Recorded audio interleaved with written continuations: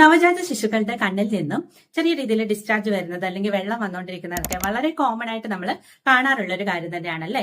അതിനെ കുറിച്ചിട്ട് ഡിസ്കസ് ചെയ്യാം. Hi there, this is doctor Aryadevi. ഇത് സാധാരണഗതിയിൽ മിക്കവാറും കുട്ടികളിൽ കാണുന്ന ഒരു കണ്ടീഷൻ തന്നെയാണ്. ഇതിനങ്ങനെ പ്രത്യേകിച്ച് ട്രീറ്റ്മെന്റ് ഒന്നും പലപ്പോഴും വേണ്ടി വരാറില്ല. കുഞ്ഞിന് 1 വയസ്സാവുമ്പോഴത്തേക്കിനും ഇത് മാറുകയും ചെയ്യുന്നതാണ്. കുഞ്ഞിന്റെ കണ്ണ് നമുക്ക് ക്ലീൻ ചെയ്തു കൊടുക്കാം.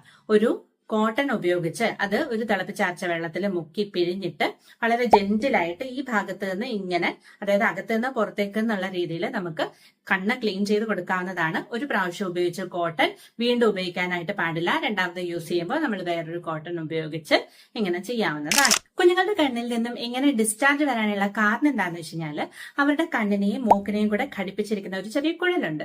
ഈ ഒരു കുഴലിന് വരുന്ന ബ്ലോക്ക് കാരണമാണ് കുഞ്ഞുങ്ങളുടെ കണ്ണിൽ ഇങ്ങനെ ഡിസ്ചാർജ് ചെയ്യുന്നത്. നമ്മുടെ മൂക്കിന്റെ ഈ ഭാഗത്തായിട്ട്, അതായത് താഴത്തെ കൺപോളയുടെ സൈഡിലായിട്ടാണ് ഈ ഒരു ഡക്ട് കാണുന്നത്, ഈ ഒരു കുഴല് കാണുന്നത്. അപ്പം നമുക്ക് ഇങ്ങനെ ഒന്ന് മേളിലേക്ക് ചെറുതായിട്ടൊന്ന് തടവി കൊടുക്കാം. അങ്ങനെ ചെയ്യുന്നതിലൂടെ എന്തെങ്കിലും ഡിസ്ചാർജ് അവിടെ കെട്ടിയിരിക്കുന്നുണ്ടെങ്കിൽ അത് പുറത്തേക്ക് വരാനായിട്ട് അത് ഹെൽപ്പ് ചെയ്യും.